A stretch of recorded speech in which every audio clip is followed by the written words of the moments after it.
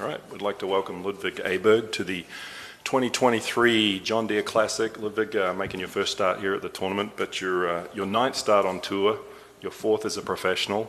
I'm guessing you've had a chance to maybe see the golf course. First impressions, and what are you sort of anticipating this week at the John Deere Classic? Yeah, absolutely. We played the back nine this morning, so we played 9. It's a great course. I mean, obviously, being a fan of the PGA Tour for such a long time, I've seen the tournament, and I recognize a few holes, especially 18 and 17 coming down the stretch. So I think it's going to take a lot of birdies. I think it's going to be pretty low scores, with the weather being, if the weather holds up. So greens are good. Greens are rolling really nice. Yeah, just really looking forward to it. You've posted a couple of top 25s in your first 3 starts as a professional. You just mentioned, too, coming here and you know, not being in this place before, but seeing it on television. How much of a help is that to actually, you know, see some of those tournaments that you've mentioned and played on TV before you go to them? It's helpful, absolutely. I mean, it kind of. I mean, obviously, it's going to be a little bit different from day to day and tournament to tournament. But you know, you've seen a few shots. You recognize a few of the. I mean, obviously, like what Jordan did here when he won his first tournament.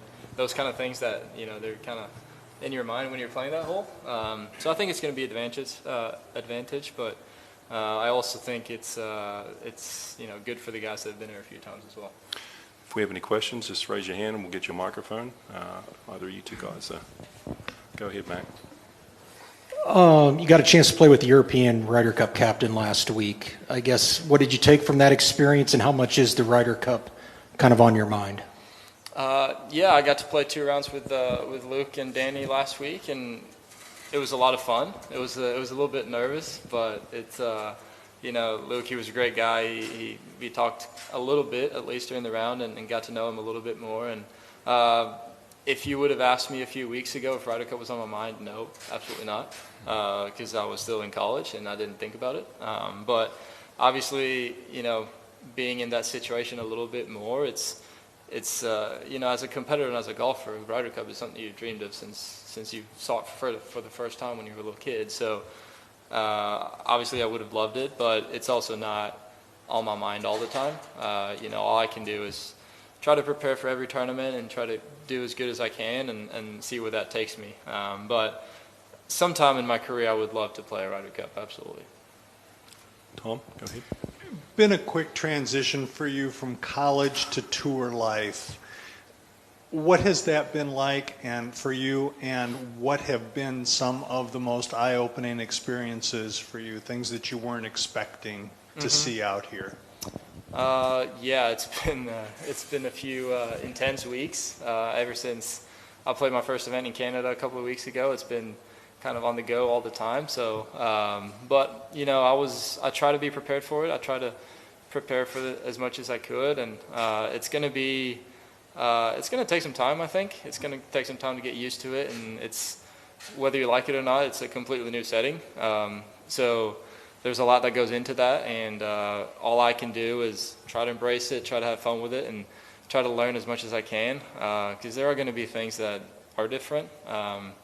You know, we were just talking about going from week to week to week, which in college you normally had a few days between the tournament at least, but now you're leaving the last round and you got a fracture on the next day. So I think those things are going to be a little bit different, and you know, I think just being okay with being a little bit uncomfortable at times is going to be important. So that's how I try to view it, and then just see where that takes me. Are you still uncomfortable out here? I think uncomfortable is the wrong word. I think I'm more getting used to it, and I think I'm, you know, learning as I go. And I don't think uncomfortable is the right word. I think, you know, I'm still in the learning process. But you know, I love playing here. I love playing all these events that I've seen on TV so many years, and it's a little bit surreal. I almost have to pinch myself when I wake up in the morning, but I'm so fortunate to be here and looking forward to a fun week.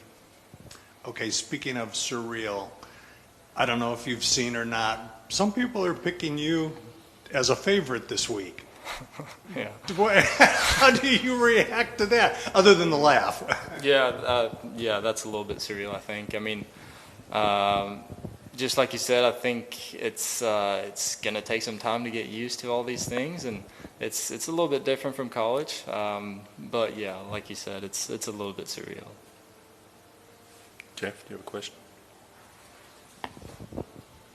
Ludvig, just wonder if is there anything about being on tour now, you've played in a few events, is there anything that has surprised you or maybe that was unexpected that you were like, that was eye-opening?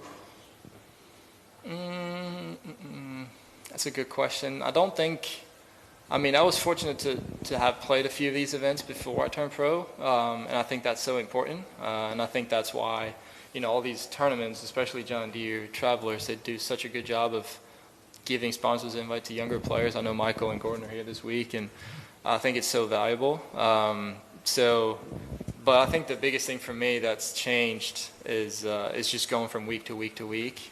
This is only my third week, and I'm playing next week as well. So I think getting used to being on the road, traveling, finding places to eat, finding places to stay, all these things are going to get easier every time I come back to an event I've been to before. But I think just all these new things, all these new impressions is kind of adding up. But it's also so much fun and something that I've dreamed of for a long time.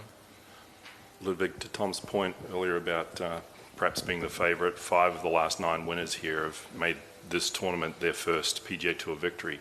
So it's not out of the realms of possibility. When you come into a tournament like this and you hear something like that, does that make you uneasy? Does it give you confidence?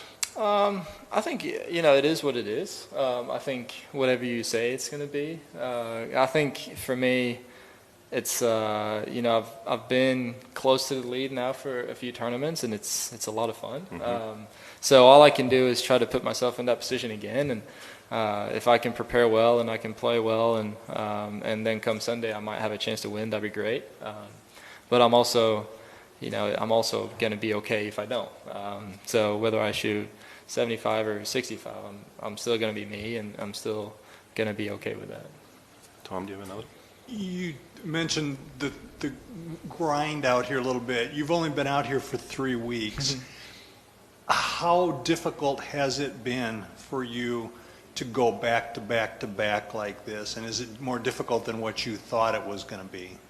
It hasn't been that bad so far. I've been so well taken care of by everyone that I've met and all the people involved. So it hasn't been that bad. I would imagine if you play 7 or 8, that's going to be a little bit tougher. But like I said before, I'm still in the stage where I'm almost pinching myself in the morning when I wake up. So I don't have an issue with trying to have fun. So yeah, I'm just looking forward to it and try to play as much golf as I can.